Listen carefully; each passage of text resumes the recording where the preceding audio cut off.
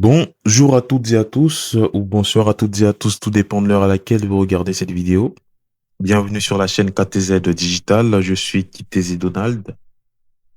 Et aujourd'hui, nous allons explorer ensemble un processus fascinant que vous réalisez peut-être plusieurs fois par jour sans y penser. Le démarrage de votre ordinateur. Qu'est-ce qui se passe quand vous appuyez sur le bouton Power ou le bouton On-Off de votre ordinateur? Qu'est-ce qui se passe dans les coulisses? C'est ce que nous allons voir dans cette vidéo. Entrons tout de suite dans le vif du sujet.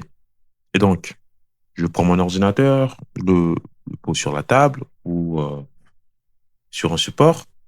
Qu'est-ce que je fais? J'appuie sur le bouton Power. D'accord? Donc, je prends mon ordinateur, j'appuie sur le bouton. Premièrement, qu'est-ce qui se passe quand j'appuie sur le bouton Power? Il y a le circuit d'alimentation qui est activé. L'alimentation convertit les 220 volts qui arrivent sur la prise murale en 12 volts, 5 volts ou 3 volts 3.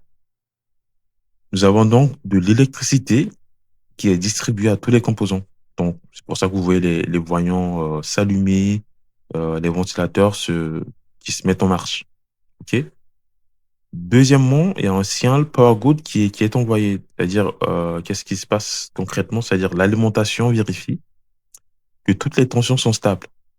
Si c'est OK, on envoie un signal pour dire à la carte mère OK. Sinon, il y a un problème au niveau du démarrage.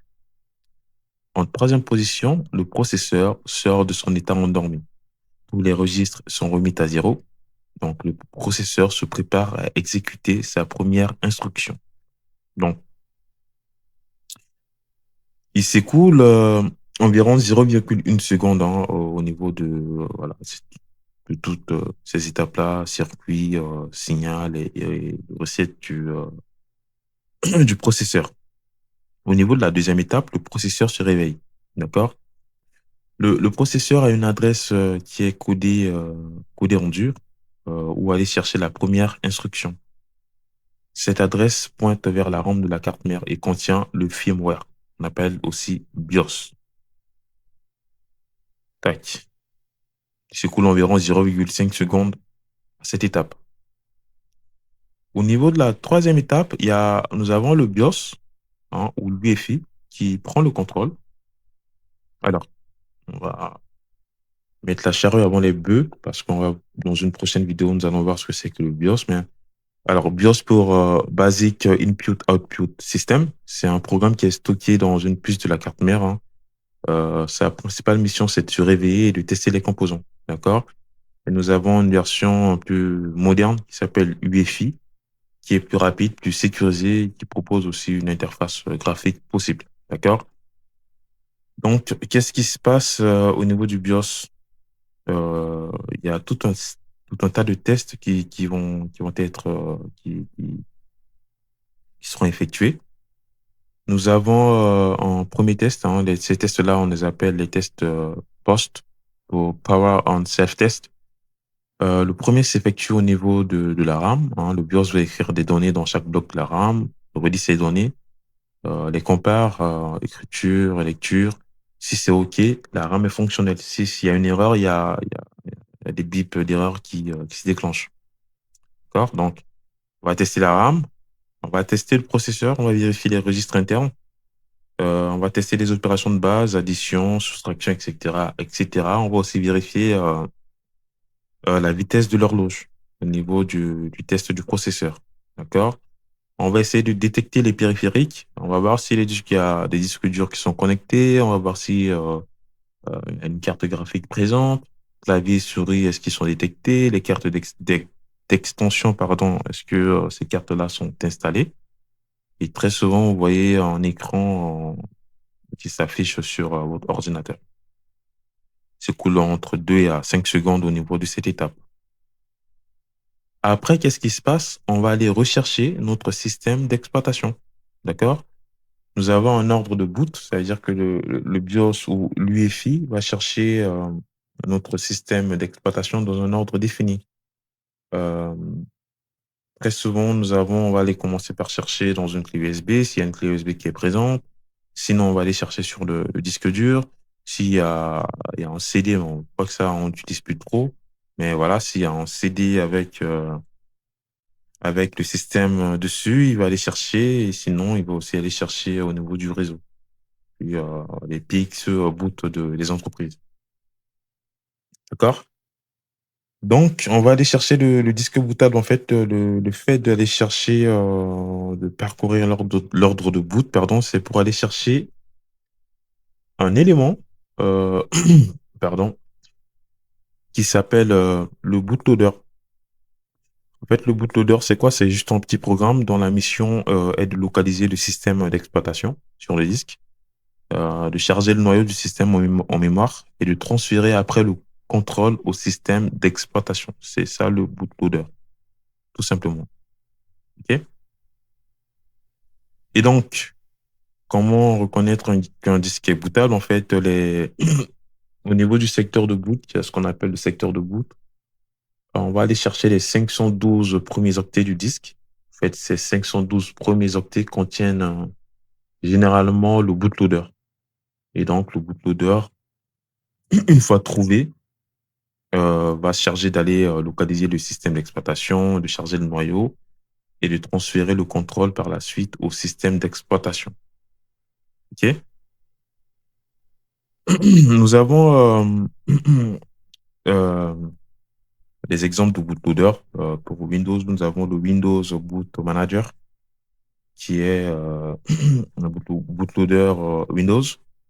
Au niveau de Linux, nous avons par exemple le grep pour Grand Unified Bootloader.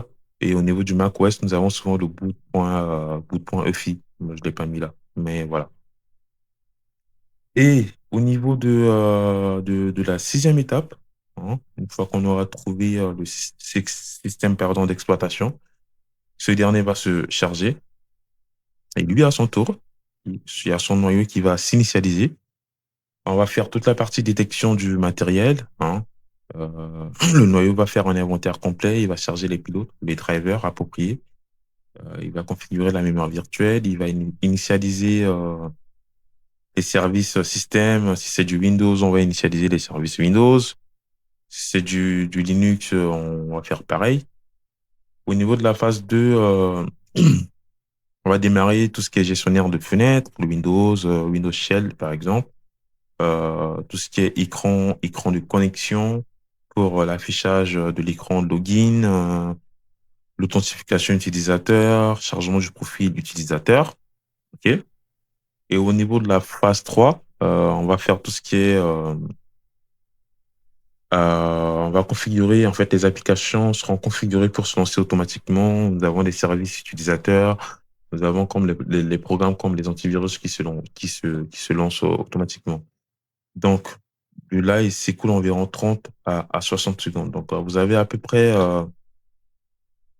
les différentes étapes par lesquelles votre ordinateur passe ou bien votre système de traitement d'information passe quand vous appuyez sur le bouton on et off. D'accord? Maintenant, il y a une partie que je n'ai pas mis, mais je vais le faire oralement. On a plusieurs types de démarrage, hein. Nous avons le démarrage à froid. En anglais, on parle de cold boot, quand l'ordinateur est complètement éteint. Euh, Nous avons le démarrage à chaud. On va redémarrer sans couper l'alimentation. Nous avons tout ce qui est démarrage rapide, le fast boot, mode moderne qui permet de sauvegarder l'état. L'hibernation n'est que partielle et nous avons le réveil de veille. Et quand vous fermez votre ordinateur, vous l'utilisez, vous le fermez, vous le réallumez, hein, ça se rallume automatiquement. Et quand l'ordinateur est en mode veille, la RAM n'est jamais vidée, l'état est sauvegardé, pardon, quasi instantanément. OK? Et quelques problèmes de démarrage courant, très souvent, quand l'ordinateur ne s'allume pas du tout, soit les causes peuvent être, il y a une alimentation qui est défaillante, il y a le bouton power qui est cassé, il y a peut-être des câbles qui sont mal branchés, la carte mère est en panne, par exemple, d'accord? Et quand le ventilateur tourne, mais l'écran est noir, très souvent, c'est la RAM qui est défectueuse ou mal insérée, ou la carte graphique qui est en panne, ou le processeur qui est défaillant. OK? Bon, nous sommes arrivés au terme de cette vidéo. Et j'espère que vous avez appris des choses et que maintenant, quand vous démarrez votre ordinateur, vous savez à peu près ce qui se passe en fait au niveau de tout ce qui est démarrage. Ok, je vous remercie de votre attention. Abonnez-vous et activez la cloche de notification si vous avez appris des choses. Et moi, je vous dis à la prochaine pour de nouvelles vidéos. Je vous remercie.